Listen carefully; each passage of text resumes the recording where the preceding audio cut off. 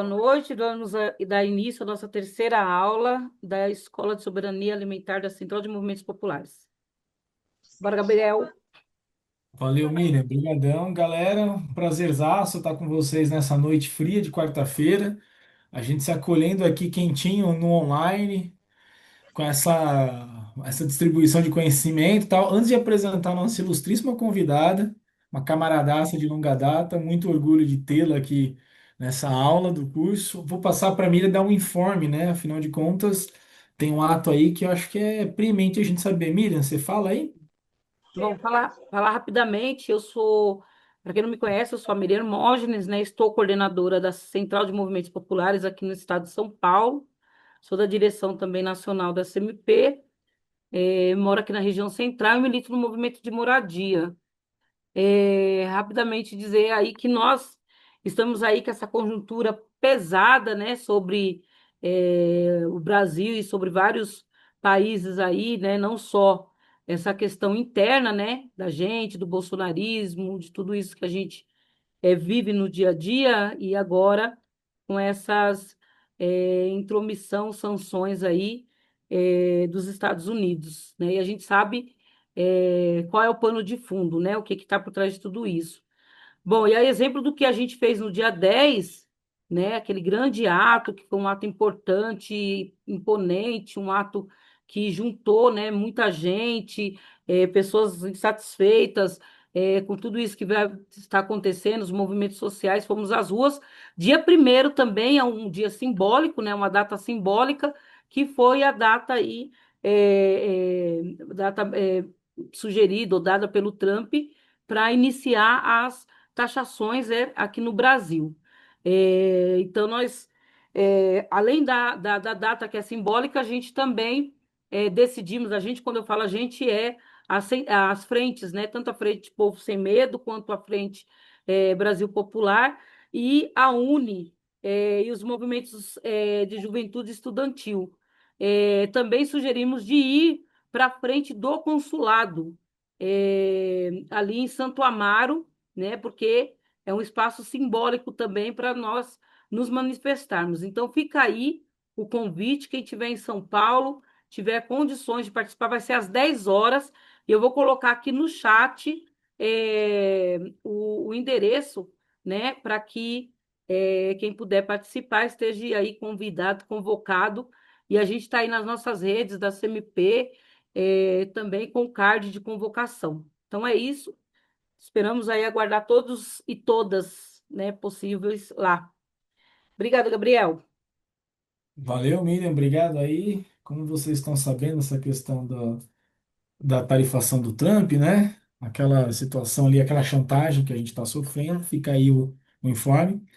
Galera, eu vou só passar duas coisinhas para vocês, a questão da metodologia de hoje, tá? Eu e a Miriam, a gente está como host, né? Como estamos hospedados aqui, que fala do Zoom. Então, por favor, não fiquem mal comigo, que se caso algum de vocês deixarem o microfone ligado, daquela interferência, eu desligar, tá? Que eu e a Miriam, a gente faz isso até para não quebrar o raciocínio do palestrante, professor palestrante, tá bom? Então, já vou logo falando. A lista de presença eu vou soltar lá por volta de umas 7h30, 7h40, tá? A nossa companheira Ana Terra aqui farei a apresentação da disciplina. Essa é a segunda disciplina, né, cujo nome é Soberania Alimentar, uma discussão da luta popular pelo combate à fome. É uma disciplina que ela propõe discutir os fundamentos da soberania alimentar como direito dos povos, uma ferramenta de resistência, frente ao modelo agroalimentar dominante, né? E essa proposta tem uma reflexão do quê? Que essa soberania é construída pela luta popular do combate contra a fome de forma organizada, né? Parte-se também de uma análise histórica e política. Nós tivemos um primeiro dia dessa aula do conceito de soberania, do conceito do combate à fome com o professor José Raimundo, da UFABC, que nos explanou aqui. Hoje nós temos a honra, e eu falo aqui de boca cheia, de uma camarada gigante, que eu conheço já há um bom tempo, já fomos militantes junto no movimento, depois também militante na academia. Vou falar aqui da nossa companheiraça Ana Terra Reis, né, que possui graduação em agronomia pela Faculdade de Ciências Agrárias e Veterinárias da Unesp do campus de Jaboticabal. Ela é doutora e pós-doutora pelo Programa de Pós-Graduação na Faculdade de Ciências e Tecnologias, a FCT Unesp, de campus Presidente Prudente. Ela também faz parte do grupo de pesquisa do Centro de Estudos de Geografia e Trabalho, no qual eu também faço parte, e atualmente ela estava realizando o pós-doutorado dela. A Ana Terra é daquelas pessoas que vai direto para o doutorado, né? E ela atuou muito na questão do trabalho, políticas públicas e resistência em assentamentos do estado de São Paulo, um estudo sobre o programa de aquisição de alimentos, o PA, que foi objeto da pesquisa dela de doutorado. Hoje, a Ana Terra, com esse gabarito que ela tem, está ali na luta, ali no Ministério do Desenvolvimento Agrário e Agricultura Familiar, na Secretaria de Abastecimento e Cooperativismo e Soberania Alimentar, né? A Ana Terra, ela é secretária de Abastecimento, Cooperativismo e Soberania Alimentar, né? E também uma larga experiência na setor de projetos, setor de produção também, né? Acompanhando o MST. Ana, eu acho que só você de falar já vai trazer todo esse conhecimento. A gente vai abrir aqui para ela, vamos fazer aquela boa e velha fala, uns 30, 40 minutos, depois a gente abre para a companheirada fazer ponderações, perguntas. Ana, a bola tá com você, uma honra em vê-la. Tá junto. E brigadaço por você responder tão rapidamente a gente. Valeu, viu, Ana? É nóis. Tá aí. Muito bem, obrigada, Gabriel, obrigada, Miriam, pelo convite. Agradecer demais a possibilidade de estar aqui com vocês. Estou vendo muita gente com frio aí, mas aqui em Brasília eu tô com os braços de fora, ó. Tá sem, aqui não faz, não tá frio, em que pese a secura tá predominando nesse lugar. Acho que agradecer, Gabriel, pelas referências e pela questão. Acho que cabe eu falar aqui para vocês também que eu sou assentada da reforma agrária aí no estado de São Paulo, na região sudoeste do estado. Tenho toda a minha militância feita desde os assentamentos, né? E tive a grata surpresa, né, de ser convidada há cerca de um ano para ocupar aqui no Ministério do Desenvolvimento Agrário e Agricultura Familiar a Secretaria de Abastecimento, Cooperativismo e Soberania Alimentar. Acho que parte, né, dessa escola aqui a gente conheceu numa conversa que a gente fez com Miriam e com Raimundo, né, no final do ano passado ainda, né, Miriam, no sentido de como que a gente poderia ajudar a articular e viabilizar a estruturação de hortas, né, na cidade de São Paulo, e a gente, junto, né, com o Instituto Federal de São Paulo, realizou esse apoio, mas parabenizar demais, né, a militância da CMP e esse momento de estudo, porque eu acho que a nossa militância se faz nas ruas, como bem convocou aí a Miriam, mas se faz também, né, nos momentos de estudo e de formação, porque nós vivenciamos um momento de uma conjuntura bastante complexa, né? De toda forma, né, nós temos um governo que tem muito a celebrar no campo da soberania alimentar, tem muito a celebrar essa semana especialmente, né, por a gente ter a notícia, a feliz notícia de que o Brasil saiu do mapa da fome, e a gente não pode dizer que isso é um acaso, né?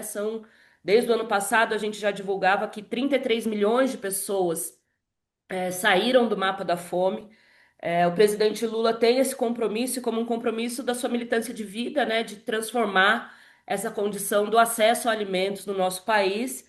E pensando nisso, né, cria pela primeira vez no governo essa secretaria, que é a secretaria que hoje eu ocupo, que é a Secretaria de Abastecimento, Cooperativismo e Soberania Alimentar. Acho que é importante destacar que pela primeira vez o tema soberania alimentar, já que esse é o tema dessa escola, ele ocupa, né, um título numa secretaria de governo. A gente nunca tinha tido ou alçado, né, esse lugar. E eu acho que é importante contextualizar isso, e aí vou fazer talvez minha fala um pouco mais rápida aqui do que os 40 minutos que o Gabriel me deu, mas abro depois para vocês interagirem e também poderem colocar as questões, porque colocar uma secretaria de soberania alimentar, vincular essa secretaria pela primeira vez às três principais centrais de abastecimento alimentar talvez não, da América Latina com certeza, a maior estrutura, que é o CEAGESP, o CEASA Minas e a CONAB, que são vinculadas agora ao Ministério do Desenvolvimento Agrário e Agricultura Familiar. Por que que é importante a gente contextualizar isso assim? Ter uma Secretaria de Soberania Alimentar é um reconhecimento hoje de que a agricultura familiar, em suas múltiplas dimensões, e aí a gente tem feito muito esse exercício de entender a agricultura familiar também na agricultura urbana e periurbana, ela é a grande responsável pela produção de alimentos saudáveis no nosso país. Colocar essa dimensão é importante porque a gente está falando aqui, quando vocês falam, né, do tarifaço e etc., eu fico me perguntando se o povo lá do meu assentamento que produz feijão, que produz frutas, verduras e legumes estão tão preocupados com essa taxação do que quem são os grandes produtores de commodities agrícolas, esses produtos que são cotados no mercado mundial e que são exportados, né? Como o suco de laranja, como as carnes, né? Como o açúcar, como o etanol, que são produtos que, na verdade, impõem um modelo de produção, que é um modelo de produção que não prevê a produção de alimento. A gente tem um professor que o Gabriel certamente conheceu, que é o Carlos Walter Porto Gonçalves, e o Carlos Walter ele fazia a seguinte dimensão, que eu acho que é um pano de fundo muito importante para a gente discutir soberania alimentar nesse momento histórico que a gente vive, que é a gente pensar que existem dois modelos de produção no campo. Um que é o modelo que pensa a agricultura e outro um modelo que pensa o agronegócio. Quando a gente fala de agricultura, nós estamos falando da produção de alimentos saudáveis, nós estamos falando da agricultura familiar, nós estamos falando de preservação de hábitos alimentares, da autonomia e da soberania na produção de sementes, nas condições agroecológicas de produção, no trabalho cooperado, na possibilidade de acesso à alimentação para a população que mais precisa. E quando a gente fala em agronegócio, a gente pensa só no lucro, a gente pensa na condição dessas commodities internacionais que não servem para alimentar o nosso povo, evidentemente, né? Acho que poucos de nós aqui têm o hábito alimentar da soja, por exemplo, que hoje ocupa grande parte do território agricultável brasileiro.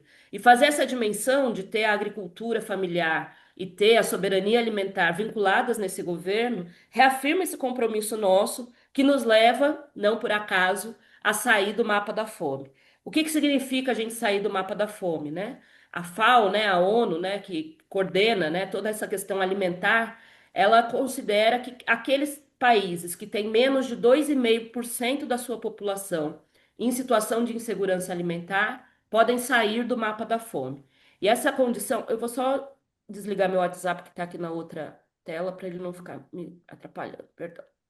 É, e essa condição nossa, né, de pensar do Brasil saindo do mapa da fome, de estar entre as principais economias do mundo, de celebrar que 33 milhões de pessoas deixaram de passar fome, é a gente pensar no quanto que essa elaboração que vem dos movimentos sociais, que pensa soberania alimentar como um direito dos povos, como ferramenta de resistência, como luta popular contra a fome, como o Gabriel bem apresentou, que essas condições são condições que levam para a gente desafios imensos no Estado brasileiro, de pensar de fato a soberania alimentar vinculada a um caráter popular.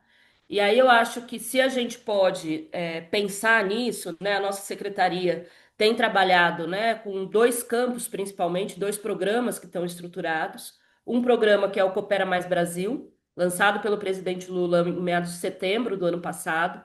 Dentro do Coopera Mais Brasil, a gente organiza, né, e articula diversas cooperativas e associações, especialmente do campo e vinculadas à agricultura familiar, mas também, né, pensando, por exemplo, a Unicatadores, né, que congrega diversos trabalhadores da cidade.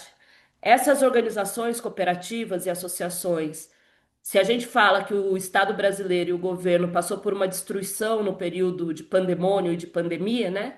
A gente pode dizer que essas associações e cooperativas sofreram muito também com o dissenso de políticas públicas. O Gabriel apontou uma das políticas públicas que para a gente tem um significado muito especial, que é o Programa de Aquisição de Alimentos. O Programa de Aquisição de Alimentos, ele funciona com nós, do governo federal, colocando recursos, né, na nossa descentralizada, que é a CONAB, a Companhia Nacional de Abastecimento, e a Companhia Nacional de Abastecimento seleciona cooperativas e associações para que elas possam fazer a doação de alimentos e agora especialmente nas cozinhas solidárias, né? O programa de aquisição de alimentos ele vem muito nesse âmbito de fortalecimento de cooperativas e associações e é uma preocupação que a gente tem de como que a gente cria esses mecanismos que, independente do governo, independente da condição, possam ter instrumentos, cooperativas e associações que deem conta de fazer e de pautar políticas públicas de caráter popular. E aí, em que pese, né, toda a destruição que houver, a gente consiga estreitar laços e ter o alimento, a condição do alimento, como uma condição fundamental da relação Campus Cidade, por exemplo. Então, a gente tem dentro do Coopera Mais esse elemento muito forte de organização popular, de organização do povo, a partir de cooperativas, associações, e a gente fala de mais empreendimentos solidários. E a gente, nesse programa, olhando para essa questão, a gente tem a coordenação minha e do Gilberto Carvalho, é uma honra estar com ele nesse processo. E o Gilberto traz toda a carga da economia solidária e a possibilidade que tem da gente construir outras formas da gente se relacionar com o alimento, pautando a agricultura e não o negócio, né? Pautando uma agricultura pensada e forjada, olhando para a economia solidária.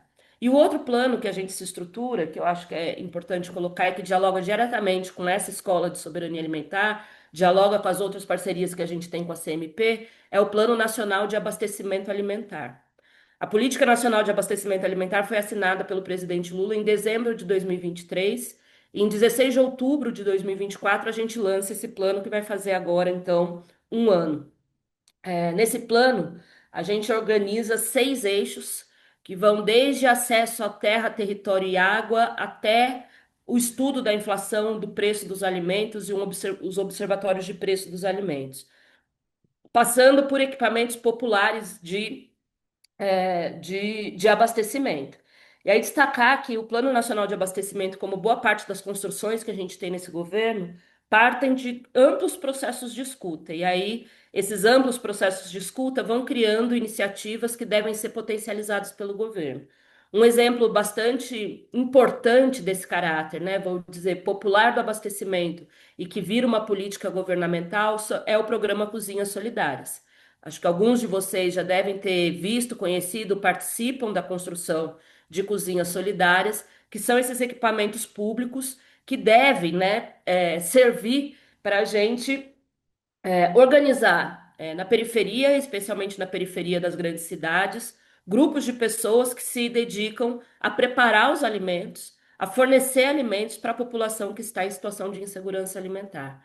Na última semana, a gente fez uma ação muito bonita e a gente tem feito essa ação junto ao CEAGESP, por exemplo, que é juntar uma produção muito grande de assentamentos, de farinha, de feijão, de farinha de milho e fazer essa doação de forma articulada em todos os entrepostos do CEAGESP. Então, a gente doa os alimentos nessas cozinhas solidárias a partir do programa de aquisição de alimento, e essas cozinhas, né, estreitam de fato essa relação campo-cidade, porque é quem recebe os alimentos, prepara, organiza a população que está no seu entorno e lida com uma necessidade básica, que é uma necessidade básica de todos nós. Assim como a gente precisa de ar, de água, a gente precisa de comida também.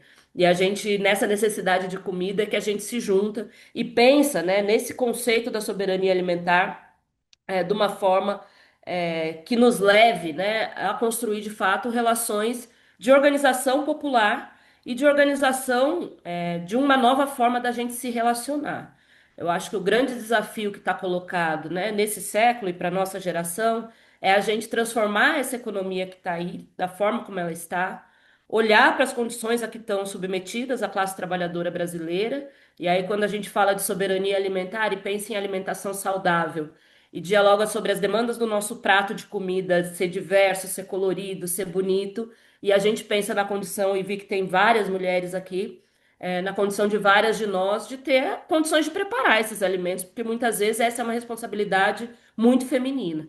Qual que é a condição que a gente tem de fato, né, de preparar, de cozinhar, de cortar, picar, enfim, e organizar essa alimentação saudável? Então, quando a gente fala de soberania alimentar hoje também, a gente tem que levar em consideração esses dilemas que estão colocados, não só no acesso ao alimento saudável, mas também a forma como a gente se alimenta no cotidiano, né? E pensando todas essas estruturas possíveis. E aí eu acho que, sem dúvida, né, a gente olhando, né, tanto para o nosso programa Coopera Mais Brasil, quanto o nosso Plano Nacional de Abastecimento Alimentar, a gente olha para uma condição que é muito terrível, que é pensar justamente na condição do Estado brasileiro hoje. Muitos de vocês devem vivenciar a situação de que a gente fala muito de políticas públicas e, por vezes, a gente não vê essas políticas públicas chegando na ponta ou chegando a quem precisa. De fato, a gente está com um cobertor muito curto, né? A nossa condição hoje de tocar o Estado brasileiro é uma condição de um Estado que não tem mais financiamento. A gente não tem mais as mesmas condições. Eu estava agora há pouco com o professor Bacarin, foi meu professor na graduação e a gente estava num evento junto e vindo para cá. E o Bracarim trabalhou aqui no Ministério em 2003. Aí ele falou, mas quanto que é o orçamento da tua secretaria? Eu falei, hoje o orçamento da minha secretaria são 38 milhões. Ele falou, em 2003 a gente administrava 400 milhões. Então vocês imaginam o que eram 400 milhões em 2003 e o que são 38 milhões hoje. E percebam que o governo que nós temos hoje, que é um governo que tem o lema, né, da União e Reconstrução, tem muito que reconstruir ainda. A gente não tem dimensão, às vezes, olhando do tanto que a destruição pela qual nós passamos do Estado brasileiro fragilizou um conjunto de políticas públicas. E é aí que eu acho que é a grandeza dessa escola popular, é a grandeza da possibilidade da gente discutir e estar aqui refletindo, né, num dia em que muitos estão aí no frio e na noite, pensando, né, como que a gente constrói também iniciativas populares que se perenizem, né, essa solidariedade de classe, essa nova forma de sociabilidade tão necessária para o nosso povo. Acho que a gente caminha para um momento, né? E aí, olhando para as taxações e para tudo isso que está posto, né? A gente, num curto prazo, provavelmente não vai ter mais a pressão inflacionária que a gente sofreu, especialmente no ano passado. Muitos de vocês devem ter acompanhado o que foi, por exemplo, a crise do arroz, né? O quanto que custava o arroz, o quanto que estava custando, né? O próprio os ovos e etc. A gente deve ter um controle do preço desses alimentos muito vinculado a uma estratégia de estoques públicos que o nosso governo está fazendo também, retomando estoques. Então, quando a gente chegou no governo, não havia um grão de milho estocado, né? E a gente conseguiu retomar todo o processo de organização de estoques públicos, especialmente de milho, que é a base da alimentação animal. Então, quando a gente pensa em avicultura, em leite, né? Pensa em carne de frango, leite e ovos, a gente pensa literalmente em milho. Então, a retomada disso também possibilita, né, que a gente construa e controle mais essa produção e dê condições dessa produção funcionar. Além do milho, o arroz, então a condição que a gente teve de comprar arroz o ano passado, de incentivar a produção de arroz, fez com que o preço do arroz baixasse muito. Mas ainda são estruturas que a gente sabe que se a gente não tiver aqui daqui 2 anos, e oxalá eu queime minha língua e tomara que a gente esteja aqui e continue fazendo esse trabalho, a gente deve retroceder muitos anos atrás. Então, quando a gente fala de soberania alimentar hoje, a gente deve pensar no direito como um direito humano à alimentação, e existe uma estrutura, né, e uma lei que rege, né, o direito humano à alimentação saudável, que é pautada como uma lei mundial, mas a gente deve pensar nisso também nas aproximações necessárias entre quem produz e quem consome alimentos, e que a gente consiga, de fato, pensar em como hackear esse sistema, pensando em formas, né, de produção da alimentação de uma forma saudável, de uma forma justa, mas também uma condição de consumo num preço justo e abundante, né? Que nosso povo não passe de novo pelas condições que passaram nos últimos anos. Gabriel, eu meio que fico por aqui, tentei fazer uma pinceladona assim sobre a importância do que nós estamos tratando e construindo desde o governo federal. É, Sei que os desafios são imensos e aí gostaria muito de ouvir de vocês também. Acho que já teve gente no chat que falou que é da economia solidária, etc., que eu acho que seria bem interessante a gente abrir, porque para mim também esse é um privilégio de estar aqui, é um momento de poder fazer uma escuta ativa também para a gente continuar caminhando. Obrigada, Gabriel. Obrigada, Miriam. Obrigado. Obrigada a todos Obrigado. vocês aí pela atenção. Obrigado, Ana, maravilhosa. Assim, peguei alguns tópicos aqui que eu consegui tratar, depois acho que eu posso animar. A gente sempre faz uma fala para animar o pessoal, mas eu vou aproveitar aqui o chat. A Juanita de Peruíbe, se ela quiser falar, Juanita, pode abrir o microfone, mas se você quiser também eu leio aqui, não tem problema algum, tá? E quem quiser se inscrever, coloca no site aí inscrições, eu quero falar, que a gente vai abrindo. Eu vou ler o da Juanita aqui primeiro, tá? Boa noite, né, Juanita de Peruíbe. Boa noite, milito na economia solidária e só consigo entender soberania alimentar tendo políticas públicas que articulam a agroecologia e a economia solidária. Parabéns. Aí, a user aqui, boa noite, Compas, Gustavo Leon, da Associação de Agricultura Ecológica, uma associação de agriculturas orgânicas com certificado orgânico, credenciada pelo Ministério da Agricultura, membro da rede Caliandra de Ecologia. Márcio do Ceprosig e a Cooperada.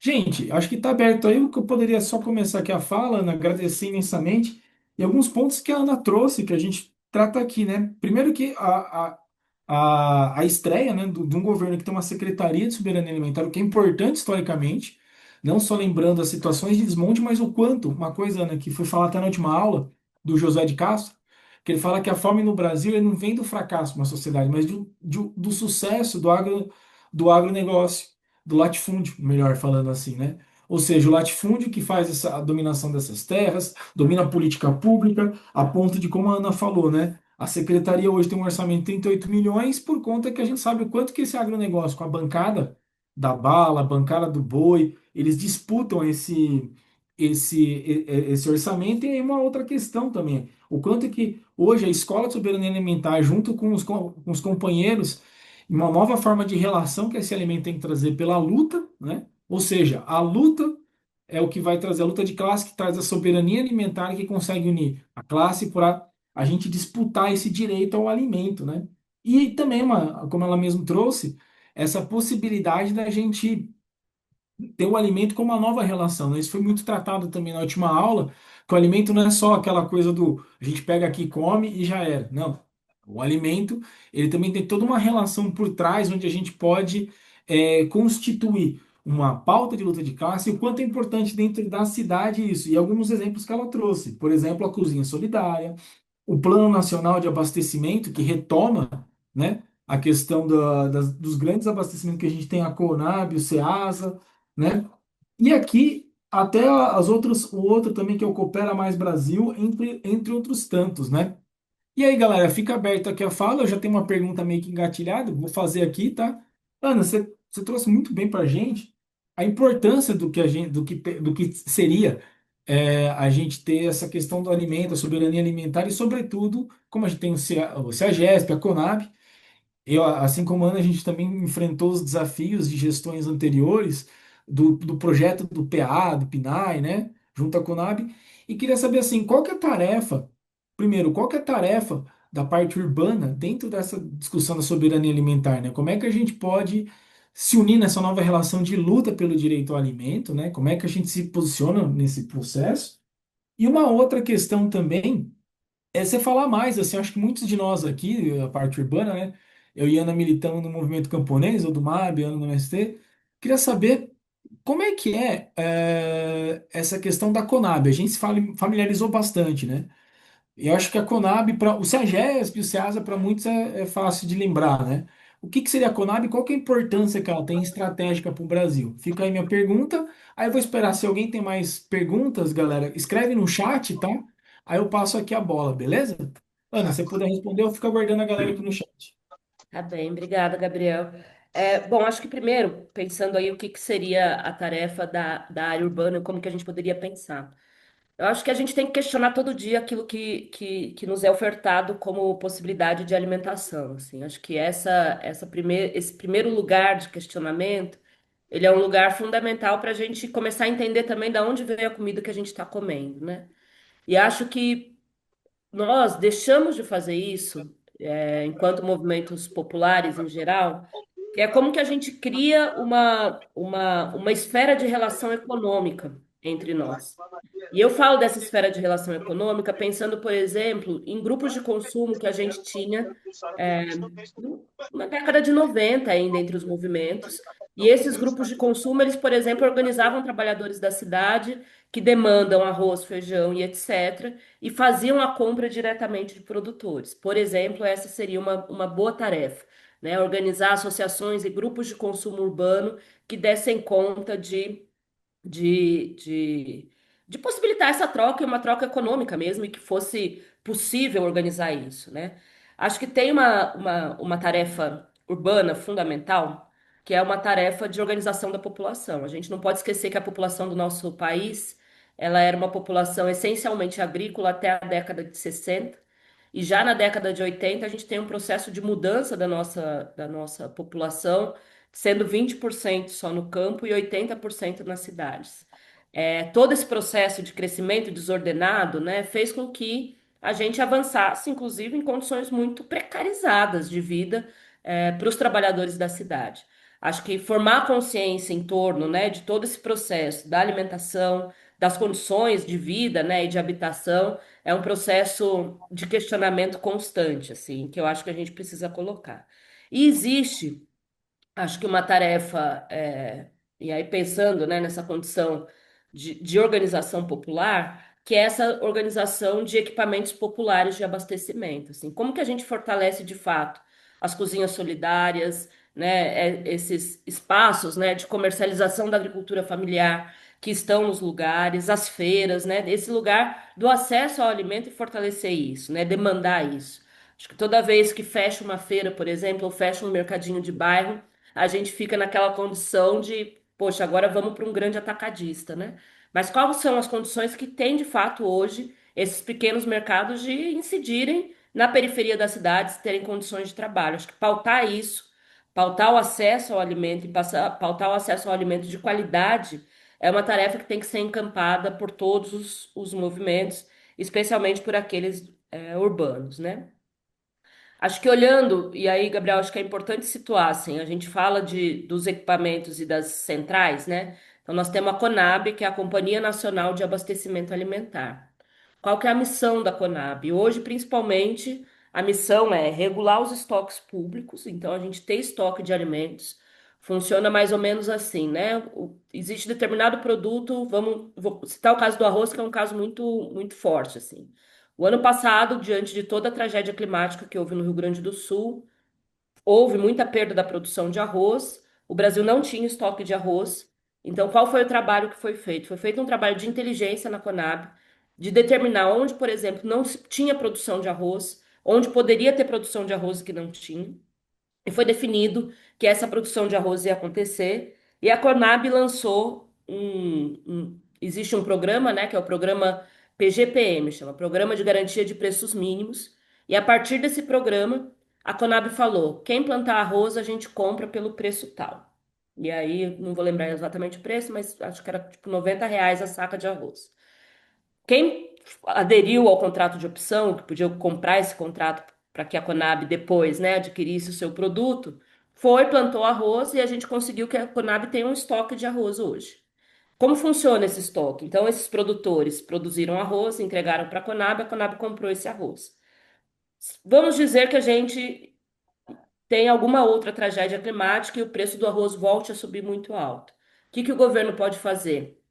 Dispor desse arroz e esse arroz ser destinado no mercado, o que vai fazer com que aumente a oferta de arroz no mercado e o preço diminua.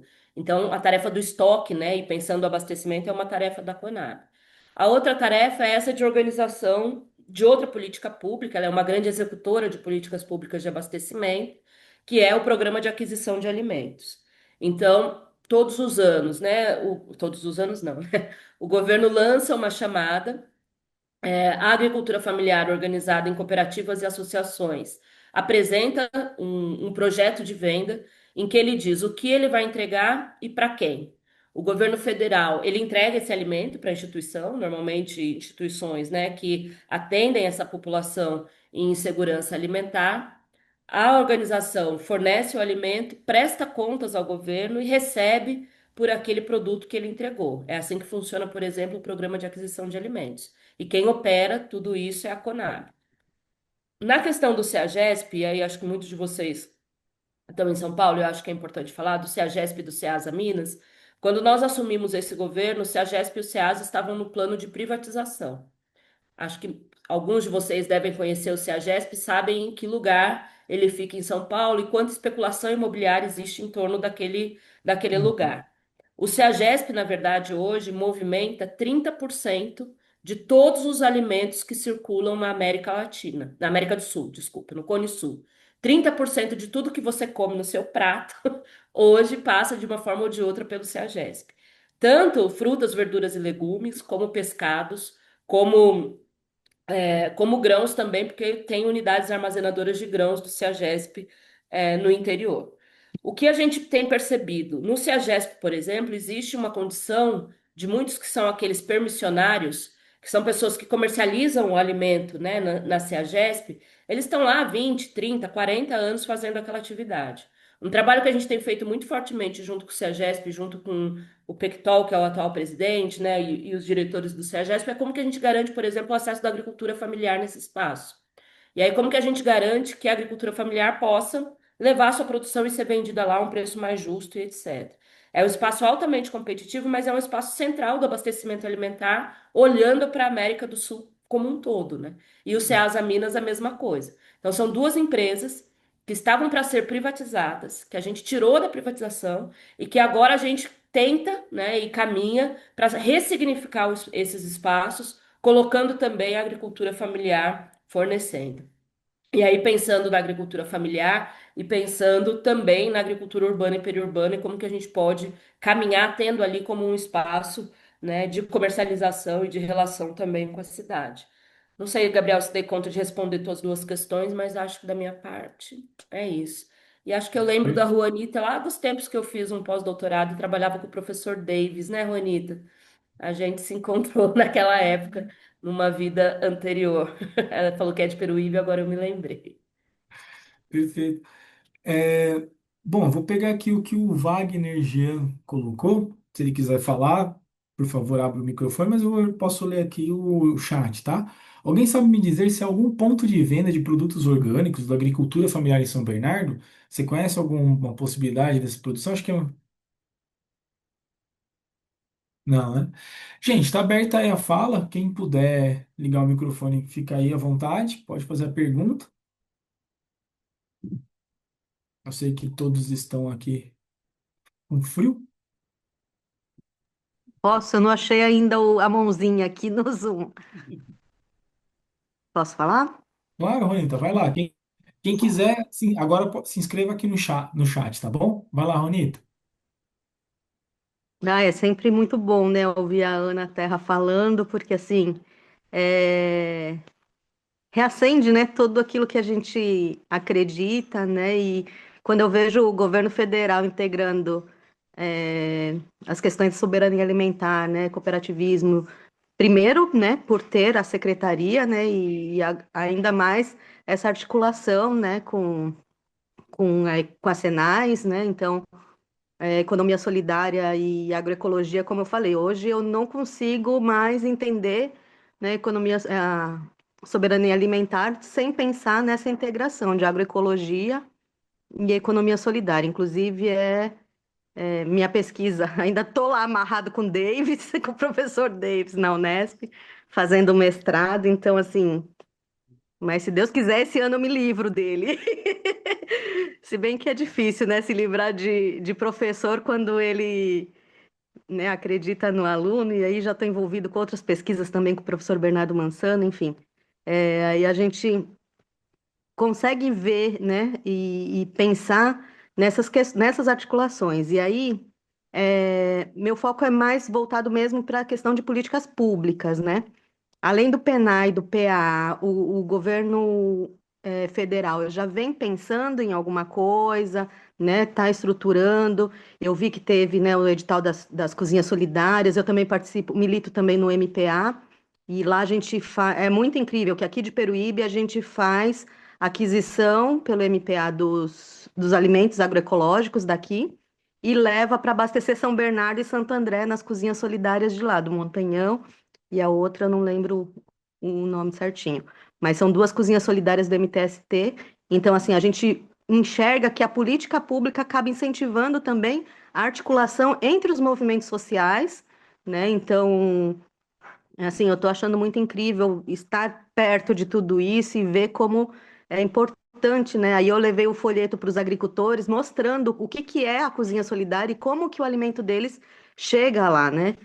Então, isso a gente consegue fazer até uma valorização do trabalho do agricultor daqui de Peruíbe, eles enxergam a dimensão, a importância deles, né? Então, não é só para abastecer, não é só para feira, né? Então, eu fui hoje na feira e estava conversando com eles justamente sobre isso, né? Que não é só a feira, né? A feira não é só também um lugar de comercialização, e lá a gente fala muito de economia solidária, eles são um coletivo de economia solidária, então, assim, a gente consegue articular essas questões aqui na nossa cidade. E aí a minha dúvida é justamente sobre isso, se tem alguma perspectiva de alguma outra política pública, né? A gente sabe que o PENAR e o PA já é uma base para os nossos agricultores, né? Eles já têm lá a garantia de comercialização, né, nessas compras públicas, mas se tem alguma, e a cozinha solidária também, se tem alguma outra política prevista aí, que a gente está doidinho, principalmente na questão de certificação. Aqui no estado de São Paulo, a gente tem o protocolo de transição agroecológica, mas ainda eu queria saber nos outros estados, a gente acaba não tendo, né, se tem uma política nacional de certificação ou de algo nesse sentido. Um beijão. Posso aqui, Gabriel? Pegar. Acho que a resposta do Wagner tá dada, né? A Juanita tá saindo de Peruíbe e levando comida aí para São Bernardo, viu, Wagner? Comida boa e orgânica, com certeza. Vocês têm que trocar as figurinhas aí para ela levar uma cesta para você de produtos lá de Peruíbe, né? Acho que, Juanita, disso que coloca, né? Acho que pensando na possibilidade de políticas novas, acho que de fato a gente vem nesse processo de reconstrução, e outro dia eu falava isso, a gente está com muita dificuldade de ser inventivo em novas políticas públicas. A necessidade de reconstrução é tanta que a gente quer mesmo é potencializar aquelas que estão colocadas, né? E aí eu acho que tem um ambiente que eu acho que é importante colocar, porque assim, primeiro, a gente conseguiu o PENAI, né? Uma das primeiras ações do governo Lula foi justamente aumentar o percentual de recursos destinados para a compra da alimentação escolar, né? O Programa Nacional de Alimentação Escolar, para quem não sabe, toda a comida das escolas, 30% tem que vir da agricultura familiar. E aí esses 30%, né, são feitas chamadas públicas e as organizações da agricultura familiar fazem a entrega de produtos e isso faz com que várias das nossas crianças possam comer arroz orgânico, possam comer frutas, verduras e legumes frescos e etc. Um exercício que a gente fez e agora foi para sanção no Senado para a gente aumentar esse percentual de 30% para 45%. Então, ampliar a quantidade de produtos comprados da agricultura familiar. Estamos esperando como que isso sai lá no Senado. A outra questão é o próprio PAA. A gente chegou no governo e a gente tinha exatos 5 milhões para a execução do PAA no Brasil. 5 milhões, para vocês terem uma dimensão, quando eu fiz meu estudo e minha tese de doutorado em 2013, só o estado de São Paulo fornecia, naquele período, cerca de 70 milhões de reais para o PAA. E 5 milhões era para o Brasil inteiro. Esse ano a gente conseguiu o orçamento de 900 milhões para o PAA. Então, esse é um recurso que está sendo agora, né? E aí cabe lembrá-los também que nós tivemos nosso orçamento sequestrado até abril desse ano. A Câmara só votou a lei orçamentária anual esse ano em abril, o que fez com que a gente tivesse um atraso imenso na execução de várias políticas públicas. Então, muita coisa vai começar a chegar agora no segundo semestre e nessa reta final de governo. Então, como a Câmara aprova a lei orçamentária todos os anos, a gente teve em abril só desse ano, ou seja, em dezembro não tinha mais orçamento, e a gente ficou 5 meses de governo parados esperando que o orçamento fosse liberado, com muitos cortes ainda. Mas a gente conseguiu viabilizar o PA e a gente deve começar a fazer esses pagamentos agora. E há também uma modalidade do PA que pouca gente conhece, e aí eu acho que cabe também a gente falar, que é o PA compra institucional. E aí, Gabriel, você perguntava antes qual que é o papel das cidades e da parte urbana. As universidades, os institutos federais, os hospitais também são obrigados a comprar 30% da agricultura familiar. Então, tudo que é dinheiro público do governo federal que compra alimentação tem que vir da agricultura familiar. Então, Forças Armadas, hospitais, institutos federais, universidades, tudo isso tem que vir e ser comprado da agricultura familiar. Pressionar por essas políticas também é bastante importante. Acho que no que se refere da certificação, a parte de certificação orgânica é vinculada ao Ministério da Agricultura, ao MAPA, não é vinculada a nós. Mas existem, né, diversas formas e possibilidades de certificação participativa, e etc. O que está vinculado à nossa secretaria aqui, e aí acho que a gente pode depois colocar o e-mail para vocês consultarem, é o selo SENAF, que é o Selo Nacional da Agricultura Familiar. É um selo que é um selo de identidade de origem da agricultura familiar E quando vocês vão no mercado e etc., essa também pode ser uma outra alternativa, é buscar onde tem aquele selo. É um selinho que está escrito, aqui tem agricultura familiar, um selinho verde que tem vários produtos, e ali você tem um reconhecimento de origem dos produtos. Eu acho que é importante, hoje nós chegamos a 16 mil produtos cadastrados, que são produtos da agricultura familiar, que tem um QR Code, que se você tiver interesse, aí de novo, né, acho que o Wagner, né, que pergunta, chega em algum lugar, pode pôr o QR Code e descobrir de onde está vindo aquele produto e a partir daí também fazer sua compra direta e etc, e organizar nesse sentido. Então, na parte de certificação, Ronita, e esse selo, né, pensando aí em Peruíbe e toda essa diversidade que tem aí, é a possibilidade de ter também um selo de origem para povos e comunidades tradicionais, para quilombolas, para indígenas e para mulheres. Então, são selos diferenciados da origem da produção, né? Então, acho que pensando e dialogando um pouco com a Juanita, trago esses elementos aqui.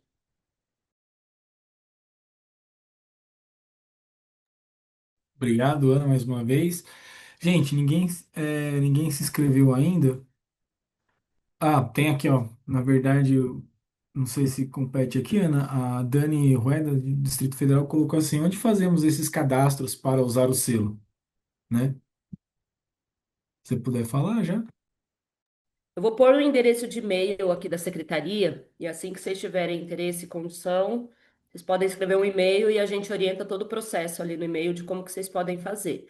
Mas no site do MDA tem também o selo Senaf, eu vou pôr o nome do selo aqui no chat, é o selo Senaf, e o selo Senaf, vocês podem pedir, fazer o pedido via seab@mda.gov.br, e aí vocês podem, inclusive, pedir as orientações, esse e-mail é um e-mail que eu acesso também, e se precisar de qualquer coisa mais e contatos, enfim, estamos por aqui.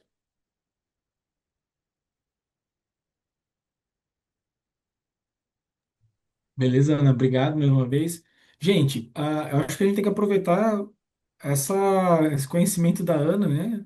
Esse conhecimento teórico, esse conhecimento ali que a gente está vendo a política nas suas contradições imensas e revoltante, né? A gente teve o orçamento nosso concentrado, a gente sequestrado, né? A gente sabe que foi isso e o quanto que o governo atual de reconstrução está retomando isso e é sempre bom ver companheiros assim Uhum. que estão aqui às 7h48, depois de uma jornada e uma agenda gigantesca, para a gente poder fazer. Galera, tá aberto aí, vamos ver se Tem consegue mais uma mais, pergunta aqui no mais uma chat, moço. pergunta, São tá? várias. São várias perguntas aqui no chat, na verdade, do Eu peguei aqui onde está a lista, Gabriel, já mandei. Gustavo aqui, está perguntando várias coisas da Ah, rede não vi. italiana. Desculpa, Gustavo, vou ler aqui para ele, ó. 3 exemplos de execução do PA Conab aqui em Brasília e 4 perguntas. Quem recebe e distribui os alimentos do PA? Quem monitora a rastreabilidade dos alimentos para saber se eles são realmente oriundos da agricultura familiar ou do SEASA? E por que a Conab não estimula um aumento progressivo da porcentagem de alimentos orgânicos? Como simplificar o apoio do MDS para as cozinhas solidárias, uma vez que aqui, enquanto o edital das cozinhas solidárias do MDS deu certo. E no DF, o governo do Distrito Federal começou um apoio de 26 cozinhas solidárias com apoio do SEASA, do Banco de Alimentos. Seria isso. Ana, se puder. Tá, acho que vamos lá. Primeiro, quem recebe e distribui os alimentos do PAA? É, quando é elaborado, né, via governo federal, via Conab, o projeto, a organização que vai apresentar o projeto, ela indica as organizações que vão receber o projeto. Então, quando a cooperativa da Juanita fez o projeto para entregar, ela indicou 2 cozinhas solidárias de São Bernardo do Campo para receberem esses alimentos. E essas cozinhas são responsáveis, então, em preparar os alimentos e distribuí-los, né, à população que é atendida. Quem monitora a rastreabilidade dos alimentos para saber se eles são da agricultura familiar ou do SEASA, cada organização é auditada, então a gente teve, aliás, um amplo processo de criminalização das organizações, e hoje isso tudo é muito amarrado, assim, é preciso apresentar nota fiscal do produtor, que aí a cooperativa vai fazer uma nota fiscal dela, ela precisa apresentar o recibo de pagamento ao produtor, então tem toda uma engenharia da burocracia para mitigar para que não hajam, né, compra de alimentos fora da agricultura familiar para fornecimento no programa. Com relação ao estímulo ao aumento progressivo na porcentagem de alimentos orgânicos, o que a gente tem hoje é uma remuneração a mais para aqueles produtores que fornecem produtos orgânicos. Então, é feito na tabela de preços do PAA o pagamento de 30% a mais do produto para aquele produto que é agroecológico e orgânico. E para além disso, para tirar só desse lugar do PAA, a gente também tem o estímulo de fazer a produção, o estímulo ao crédito ao agricultor que produz de forma agroecológica ou orgânica. Então, quem produz no geral, paga juro de 6%. Quem produz alimento, né? E aí tem uma lista de alimentos, paga juros de 4%. E quem produz alimentos agroecológicos pagam juros de 2% no crédito. Então, isso também é uma forma de induzir a produção, de alimentos orgânicos.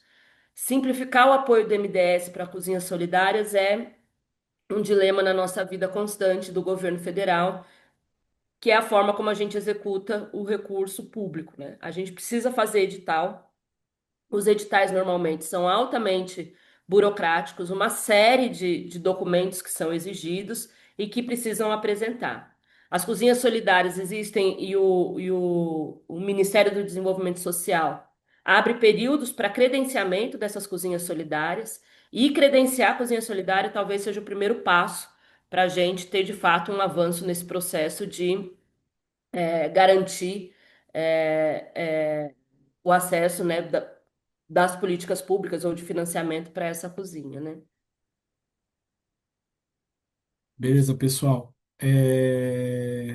Eu acho que a gente. Ana, como é que tá seu teto? A gente tinha esse tempinho, Tem mais 7 minutos aí, vocês podem me 7 minutos dizer. até. Gente, até o Gustavo colocou uma questão aqui dessa questão do PA e tal. Gustavo, como a gente está com um teto bem enxutinho, até por conta da agenda da Ana, podemos deixar essa pergunta, depois a gente manda para ela, pode ser? A gente faz E no ele outro pode me momento. escrever, inclusive, pelo e-mail que eu coloquei aqui, se ele tiver alguma questão para explicar. Enfim, a gente sabe Perfeito, que não é fácil tocar essa vida de execução de política pública, mas no que a gente puder ajudar também, o e-mail está aí, Gustavo. Fica à vontade e a gente segue conversando depois. perfeito, perfeito. Ana, eu acho que tem algum informe, Miriam, das atividades do ato amanhã, se puder falar? Acho que a gente está com mais gente do que estava no começo, Tá.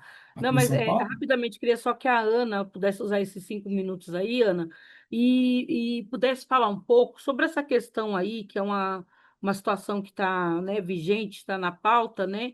É a questão da taxação dos produtos e o que foi anunciado, né, pelo Trump aí, que a gente sabe que vai pegar o setor alimentício, né, as frutas, assim, essa lista aí que foi avançada, o que que isso vai impactar? Se você pudesse rapidamente falar, né, na questão aqui do nosso país, em especial aqui em São Paulo, do agronegócio, e se a gente tem perspectiva, né, nesse cenário, né, de baixa de valor dos produtos, né, como que está sendo discutido essa questão aí dessa intervenção.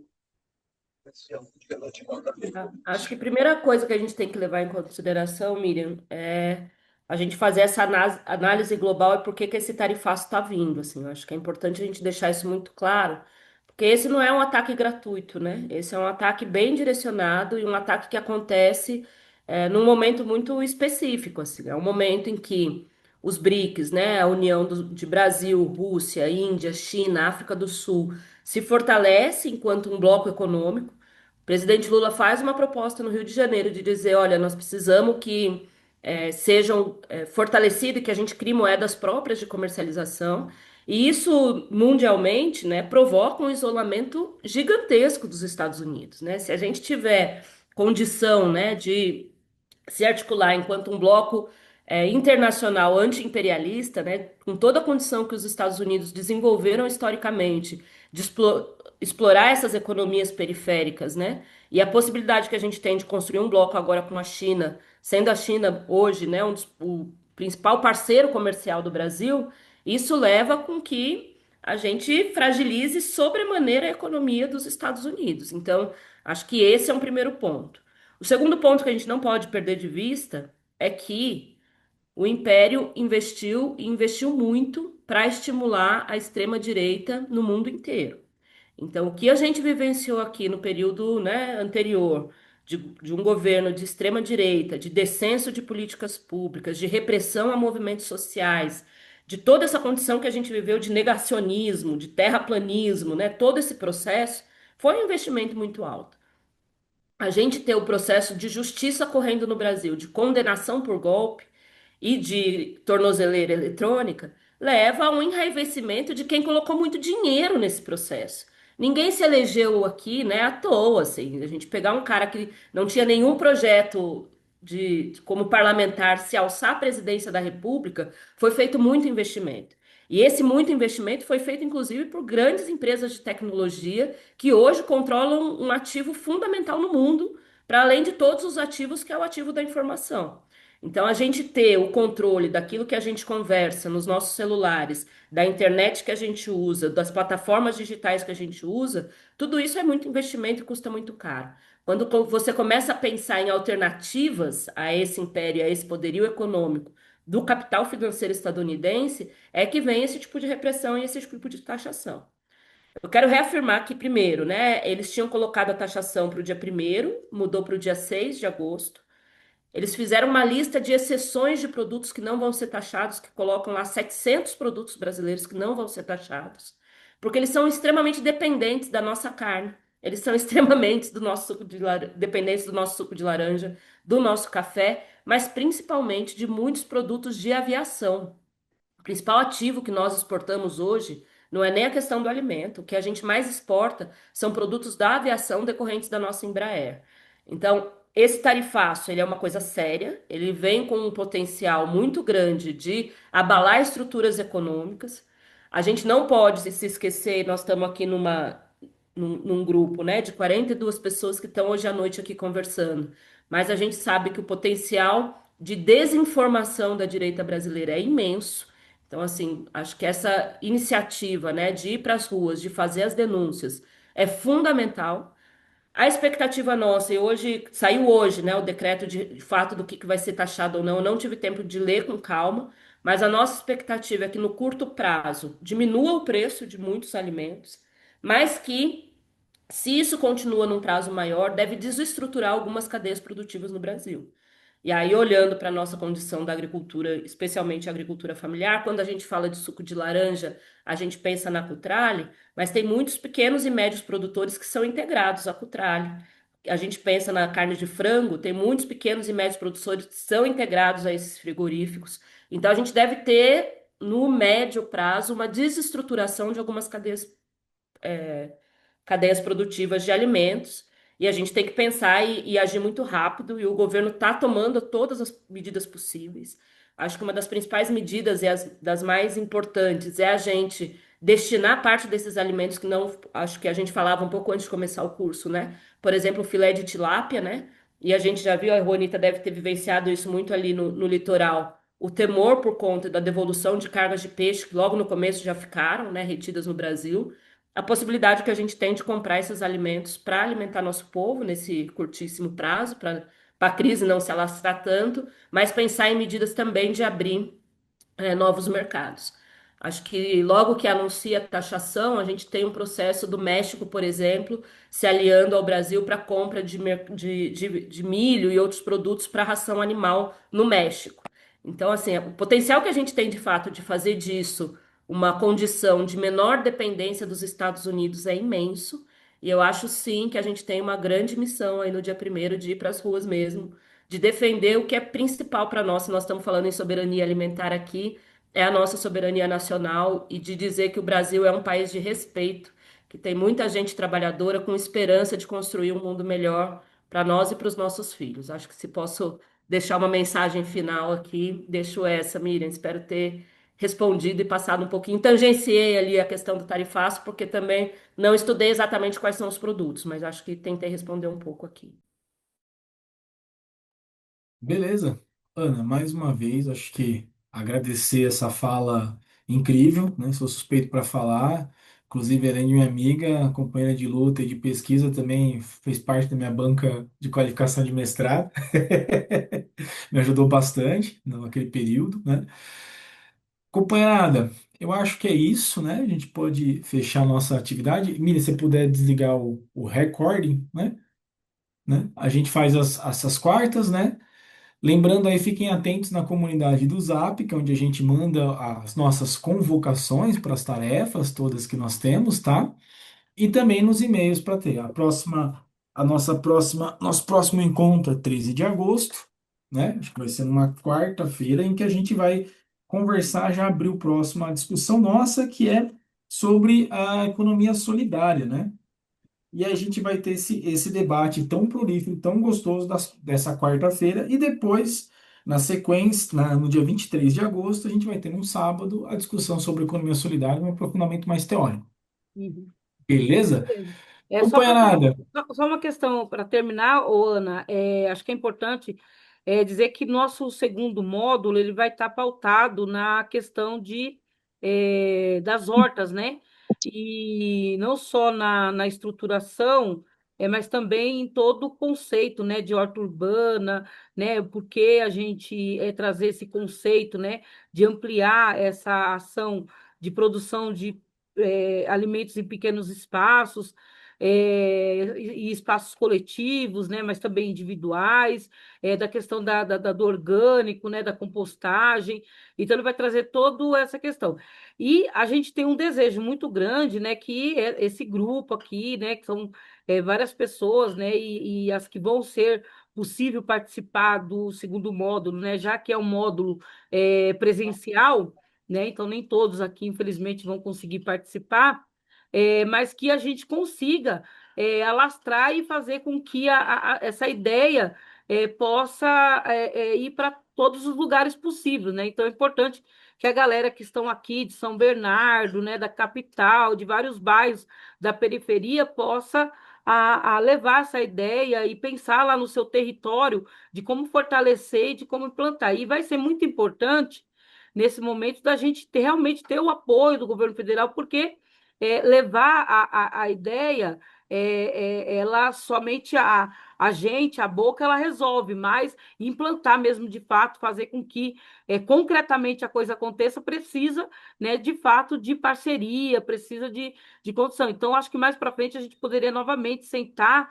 né, para além daquela ação que a gente já vem conversando, mas a escola ela tem um potencial de crescer muito grande, crescer muito, né? E a gente tem condições de ter abertura, né? Para ir para vários territórios, né? E levando não só a ação do movimento social e da escola, né? Mas das questões do governo mesmo, né? Das ações do governo.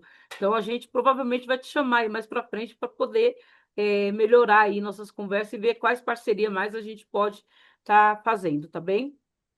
Conta com a gente, Miriam. A porta está sempre aberta aqui para vocês, a gente segue junto. Eu realmente preciso ir, gente, que ainda não acabou minha agenda de hoje. A gente se fala. Até mais. Tchau, tchau, tchau. tchau. Obrigadão, Ana. Até mais. Valeu, companheirada. É isso aí.